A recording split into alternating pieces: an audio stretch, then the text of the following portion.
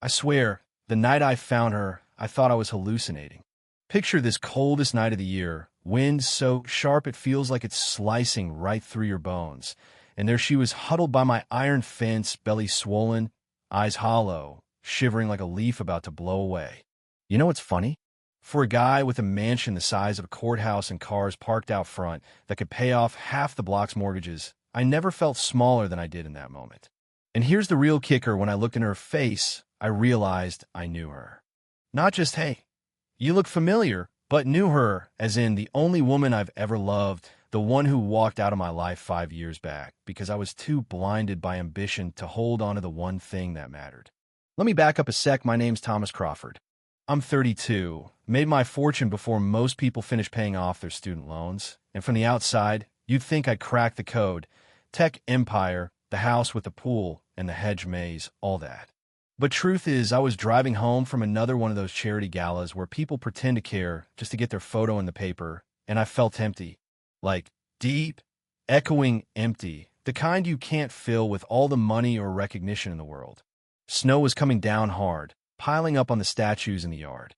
My driver was humming along to some oldies station, and all I could think about was how cold my own damn bed felt these days. That's when I spotted her. At first, just a shadow clinging to my fence, some lost soul trying to catch a break from the wind. Happens sometimes around here, people drawn to the light and warmth, even if it's just bouncing off stone walls. I almost told my driver to keep going almost. But something, I don't know, something my gut said stop. I hopped out, umbrella in one hand, coat barely on, breath already clouding up around me. The closer I got, the more my heart started pounding.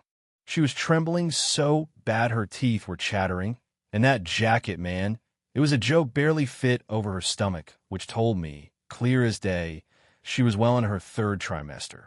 "Miss, are you all right?" I called out, voice barely more than a whisper, and then, in the dim light, I saw her face. Nicole Davis. The girl who believed in me when I was nobody, the girl I let slip away because I thought chasing dollars was the same thing as chasing happiness.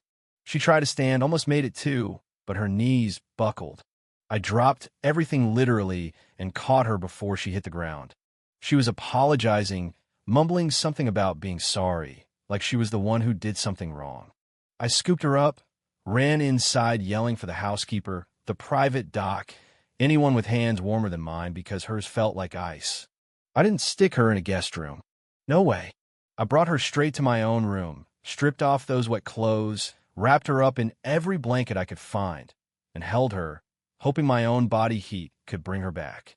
Doc showed up quick, perks of money. I guess set her up with fluids, checked the baby, kept saying words like malnourished, dehydrated, immediate care. All I could think was, how did it get this bad? How did she end up here at my door, like some lost spirit blown in by the storm? I sat there all night, just watching her breathe, remembering how things used to be. 5 years ago, I was a broke 20-something with a crazy idea for an app and more hustle than sense. She was a schoolteacher, bright yellow dress, smile like summer, laugh that made the air feel lighter. She believed in me before anyone else did. We were glued at the hip for almost 2 years.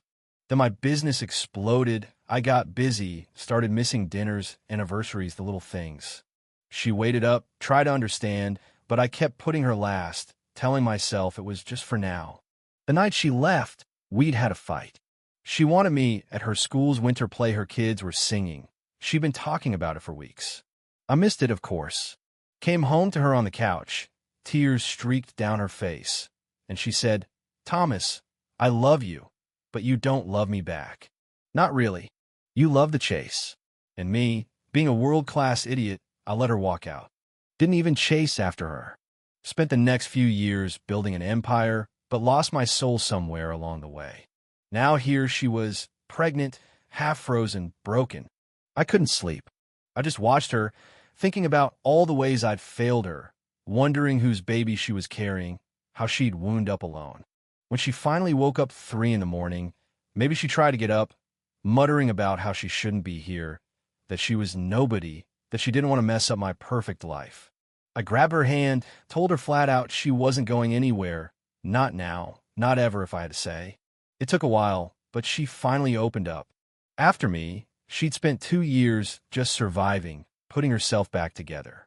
Then she met a guy at church, Andrew, or so he said, kind, attentive, everything I wasn't at the end.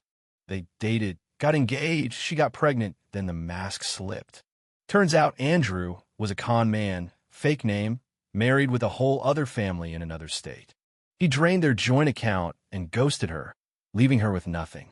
Pride kept her from going home, friends' couches ran out, car broke down, and then she ended up on the street.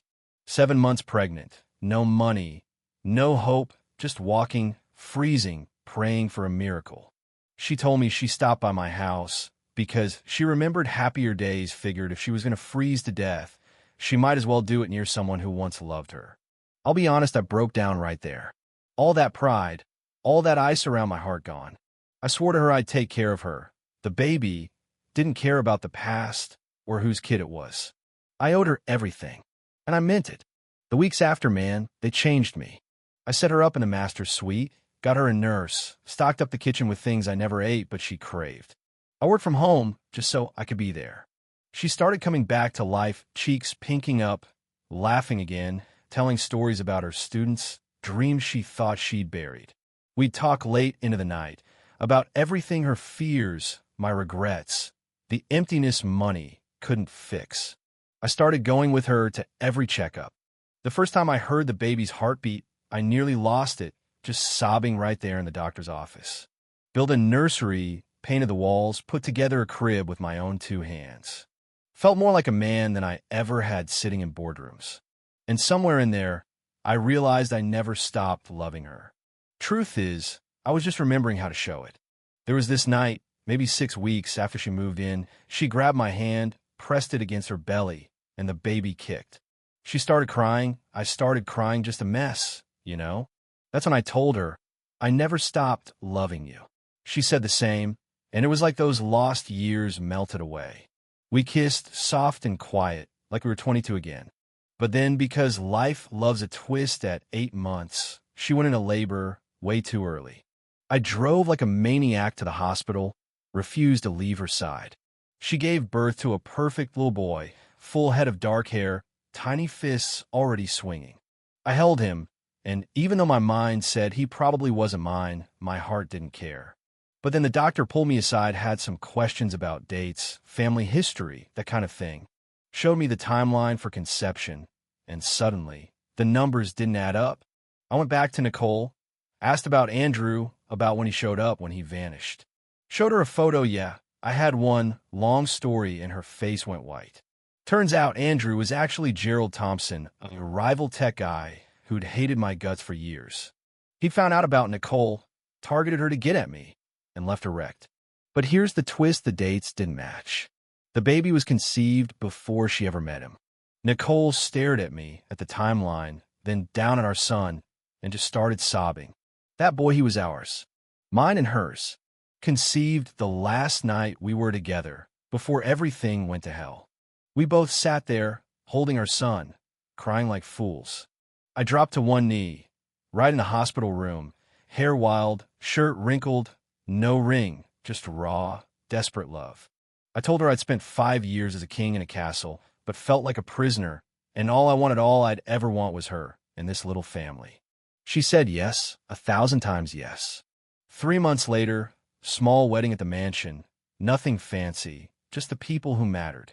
Nicole walked down the aisle in a simple dress, holding our son, looking happier than I've ever seen her. I couldn't stop smiling, couldn't stop thanking God for that freezing night when fate, or maybe grace, brought her back to me. And you know what? She thinks I saved her life that night, but the truth is, she saved mine. She always has. So here we are, years later, family complete, life finally full. If you're hearing this, take it from me, money, success, none of it means a damn thing if you don't have someone to share it with. Sometimes the universe drags you through hell just to drop you at the door of heaven. Sometimes love finds its way home even when you least deserve it. Now let me ask you, what would you do if your second chance at happiness was freezing outside your door? Would you open it? Or would you keep driving? Tell me in the comments, and if you've ever believed in second chances, or had your own story of love lost and found, I want to hear it. Hit that subscribe, share this with someone who needs hope, and remember it's never too late to start again.